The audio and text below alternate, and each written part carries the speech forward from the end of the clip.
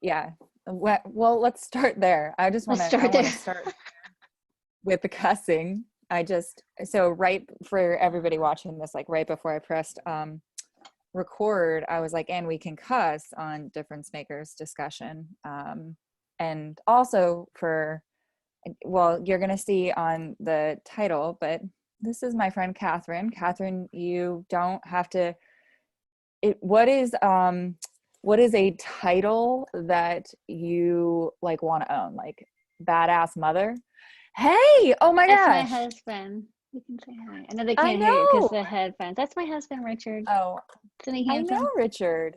Yeah, So he that's probably right. doesn't recognize me until tell Uh, him Guinness is behind me and then he that's would right. recognize me. That's right. He's off to the golf course. Oh wow, it's a rough life. Tell him not to suck. Yeah, right. Um All right, a title for me. I'm just gonna go with good human. I think I'm a I good was like, human. you didn't like miss my expectations, but I was like expecting badass mother, like slayer of all things. No, I Um don't always feel like a badass, that's for sure. yeah. Yeah. So can we talk about this right now What you for a got second there? and get do you see this like nice I little do see blemish it. that's going on? Okay. Yeah. So you know what I've chosen to just own is the fact that I still am part teenager. Like I'm Yeah. that young Yeah. that I have the face of a teenager. Yeah. Yeah, that's a So good that's way gonna, to, we get to think whatever we want to about ourselves. So that's a good example. I had something, it was called perioral dermatitis, I think. I don't know, like all these breakouts on my face. And my dermatologist was like, it's adult acne. And I was like, oh, great. I thought I was through that. like, is that exactly how the dermatologist said it? Like you're supposed to be Mm-hmm. excited about it? Yeah, it was like, or maybe it just made it sound familiar to me, but it really just sounded horrifying. I was like, oh my gosh. Okay. It's another thing I have to think about. That's, I mean, like, let's just think about that for a second, like how we deliver like news. Like, oh yeah, so you have kidney stones. Right. Right. Yeah. Get excited. Get excited. I don't Yeah. know. But what's So interesting is that I really do take better care of my skin now. And that was a stark shift as soon as I slayed all of my self doubt. So when I was working 80 hours a week and always trying to prove myself, like I never even washed my face at night. It was like work, work, work, yeah, work, work, boom, like just face plant in the bed, get up, do it all over again. And it's so interesting now that I care about myself and that how that has resulted in taking better care of my skin. So even when I do get blemishes and stuff like you're talking about, I'm like, well, I'm trying my best. Like I didn't try it yeah, all yeah, before, like a and it's beyond my power. yeah. I have reduced. I'll tell you my skincare routine. I put this stuff called Renew 28, which is like this cell signaling formula or whatever. So like Mm. washcloth, just regular washcloth, right? Mm-hmm. This Renew 28 gel that it's not made necessarily for your face, like you can use it anywhere on your body. And then I put on what's called CBD face food that I get from my Love it. naturopath.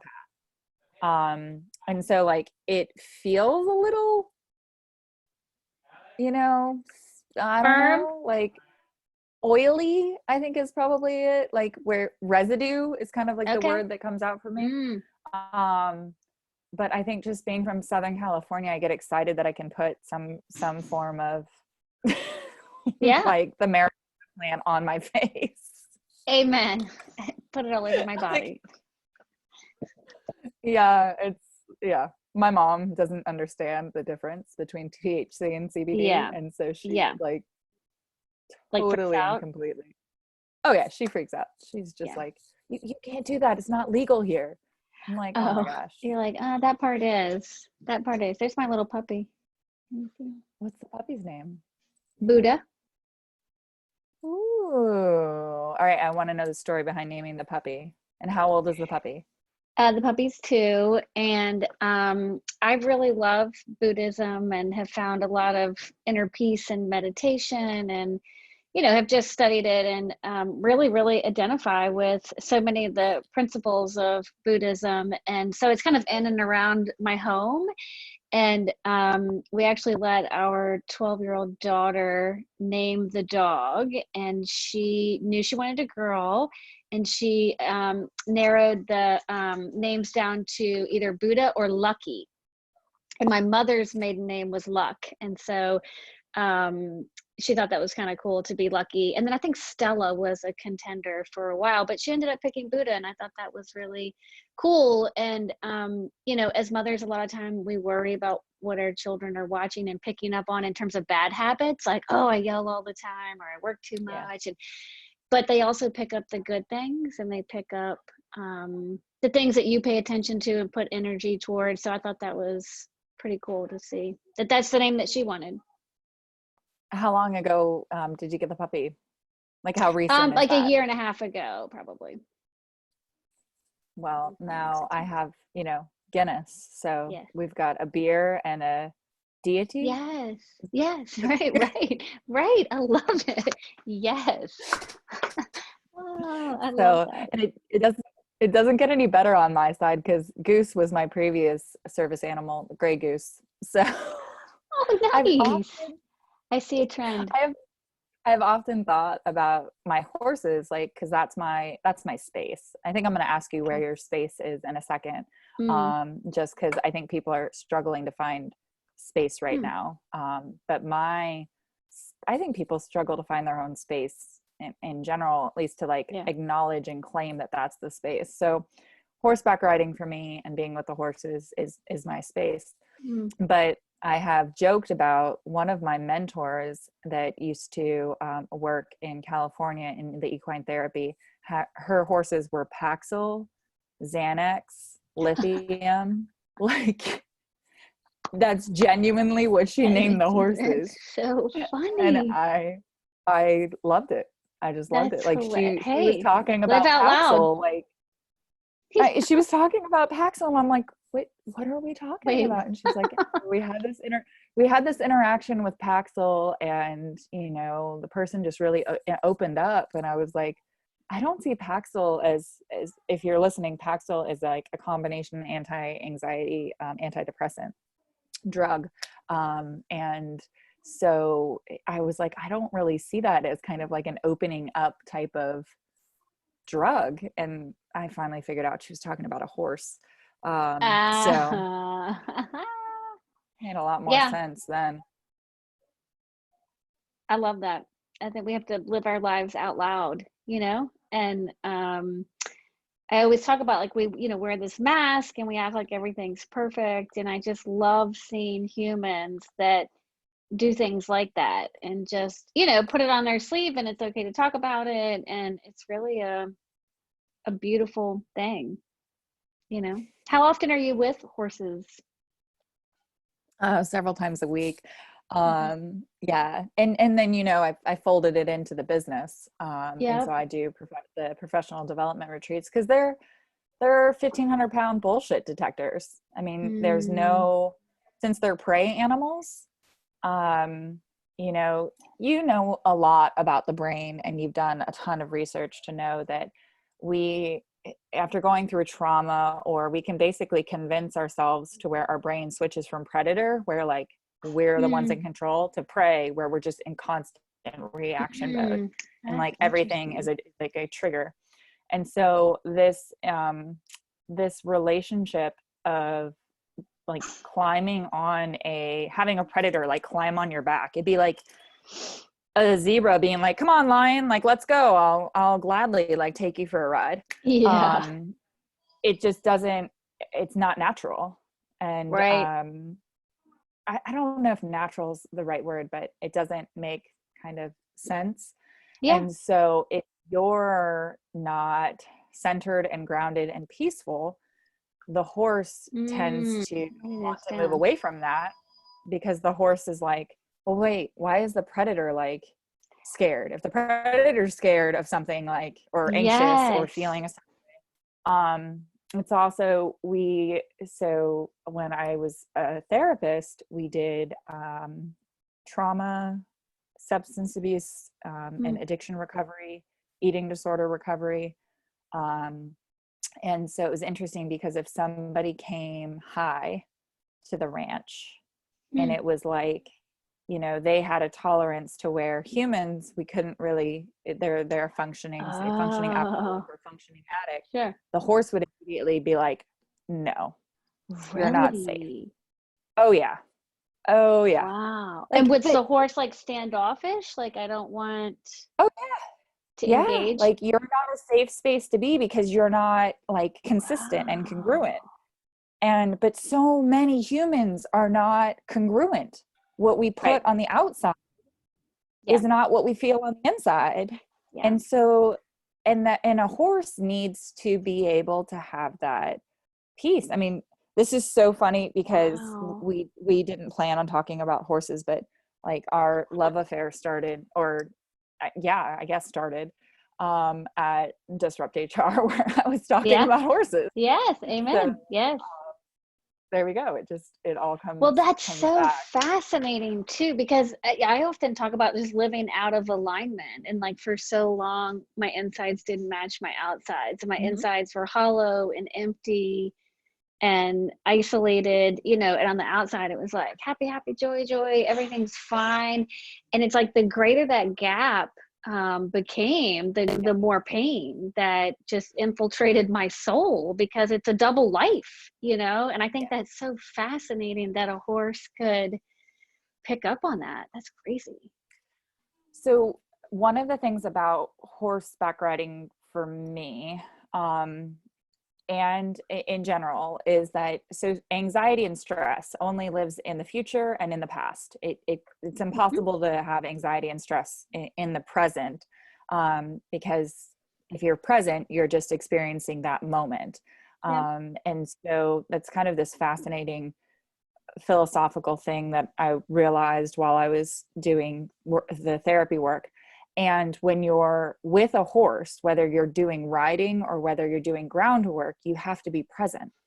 Because if you're not and you get distracted, you could fall off, or you'll steer a different way, or the horse will understand that you're the ones with the reins, but you're no longer paying attention. And then that breaks that trust relationship. Wow. I'm literally taking notes. Well, so when you do groundwork, I don't know if you've seen somebody lunge a horse. So like they are in a round pen and the horse is running in circles.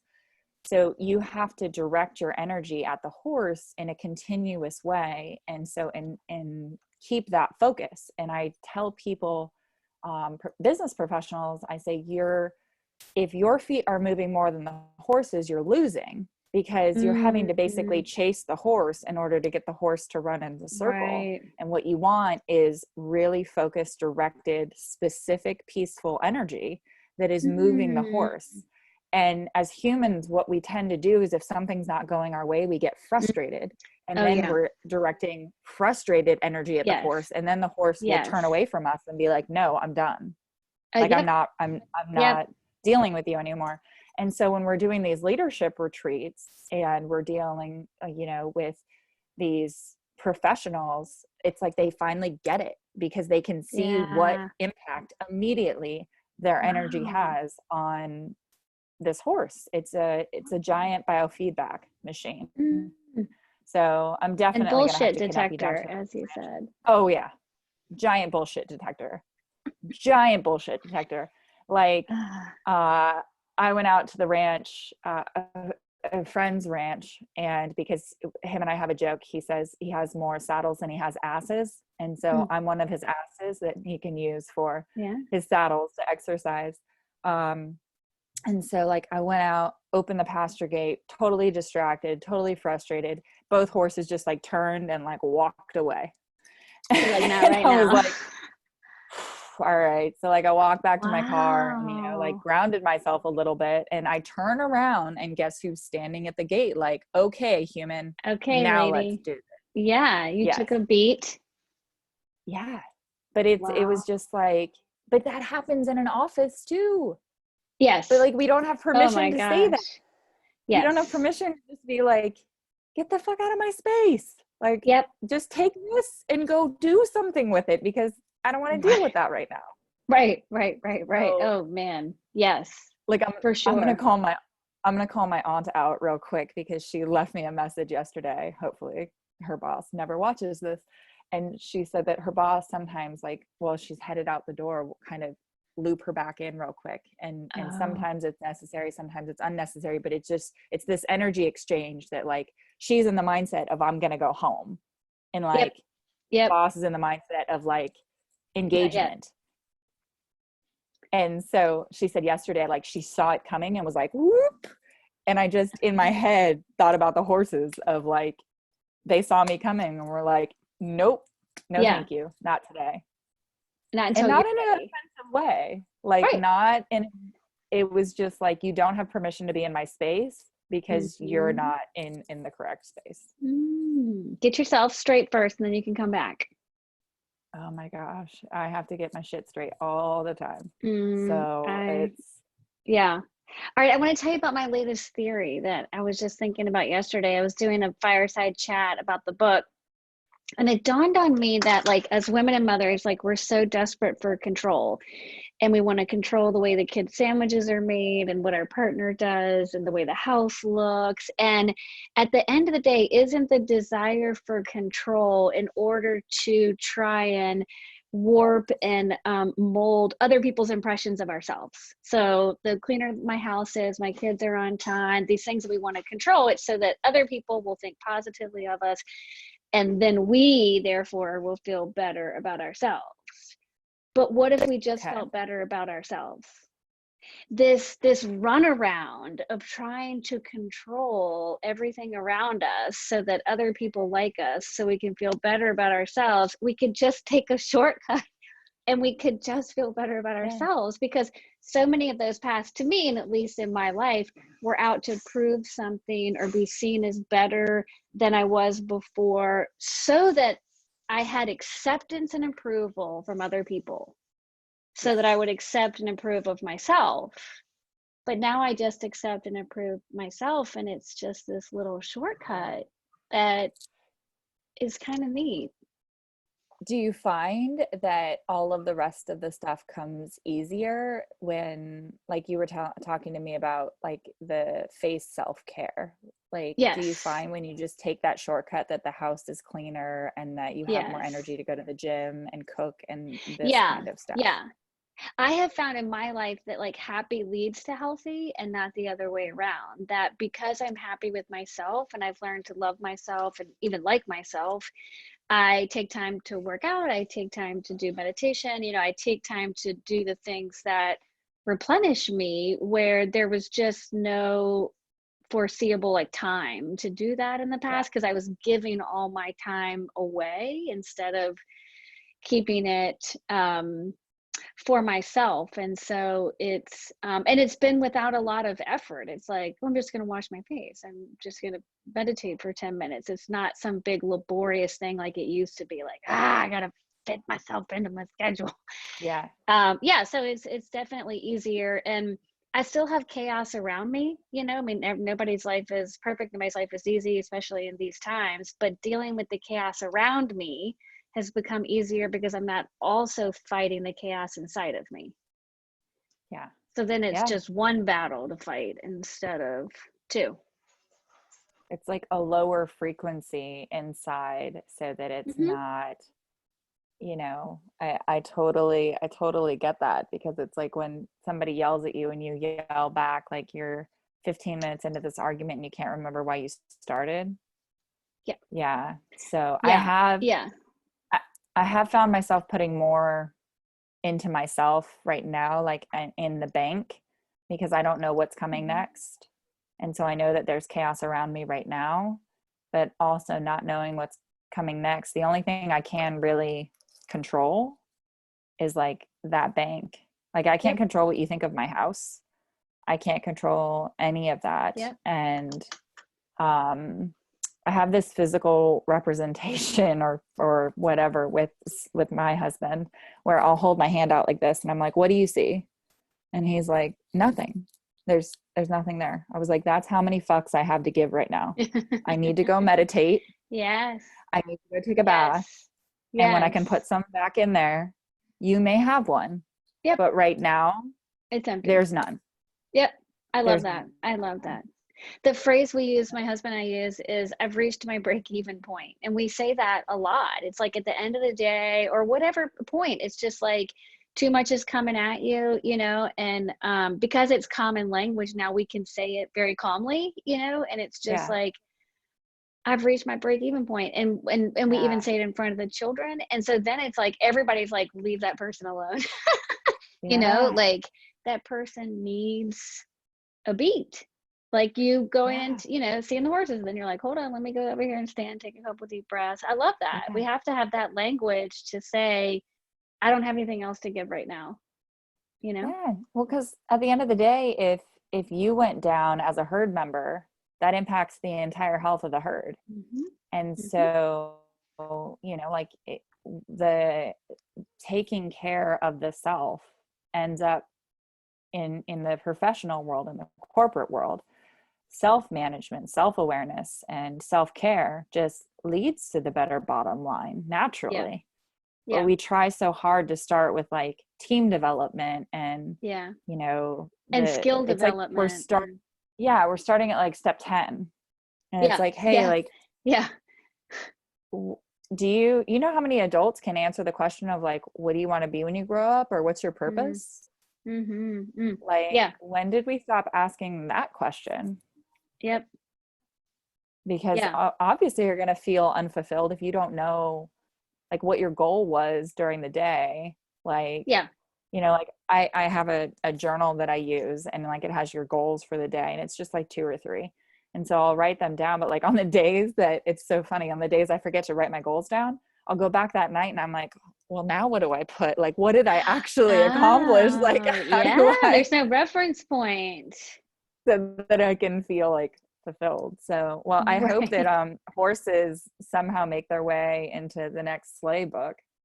I know. Well, this is really, I'm telling you, I remember some of the stories that I write about in the book. I write about this whale watcher and like all the metaphors, you know, from the world of whales that I could apply to slaying dragons. And then now with this, I think it will. And I'll remember this Yes. conversation when I write it. Yes. And for everybody listening, watching, joining this conversation with us, joining this discussion, it's Slay Like a Mother is the book right now. Yeah. Go ahead and show it. And then we'll have, you gotta bring it real close so everybody knows. And then we'll have Catherine's link at the bottom that you can go back to. I think it'll link to the Mom Complex. Yeah, you can actually Or do you link want to to link to slaylikeamother.com. There's some great videos Okay. people can watch all about self-doubt and the ladies. Self-doubt and the ladies. And for any of you that are having that like moment, I just want to point out again, like it's a little eruption of energy just to remind me that I'm so young and I still have so much life left to live, since I'm still, 13. transitioning into being an adult. So And this I'll is never another grow up. great moment too, to like, you have to love yourself through imperfection, you know? And it's like when you see imperfection or mistakes or mishaps, like, can we learn to love ourselves and respect ourselves? And talking about it releases all of that pain. You're like, hey, what's up? Look at my face, you know? And then your friend tells you that, you know, I had adult acne. Like it's all, it just helps. I just want everybody listening to make sure you say that shit out loud. Out loud, like to yourself, to others, because there's just so much going on. And we're in this like all together, one big herd. So if you have any of those things that you want to say to either Catherine or me, please put them in the comments. Please reach out through the links. You're amazing. Thank you for, this discussion. We're going to have our fake goodbye. And, that's what I love on Zoom. Like, let's just talk. Let's just be open about that for a second. And all of these like podcast recordings where it's like all right, so bye now. Oh, actually, I'm going to sit here and wait for like the real goodbye. Yeah. For the record, this goodbye is just going to be like the totally awesome one. this, yeah, we'll let you know it's going to be an awesome fake goodbye. I'm going to give you like the ET finger energy so I that like it. we don't Oh, have that's to hug. nice. Yeah. Yeah, I'm not you can, Yeah. you give me the hug back. I Yeah. receive, but I'm going to give that. Yeah. I That's my like that. I'll space. take that. And you know, no one has any excuses why they can't be reading your book right now, because we should all have the time. And if we're telling ourselves we don't have the time, then go back to the beginning of this recording and listen again, because that's time. Yeah. There Amen. we go. Cool. All right, thank you for being here. You're welcome.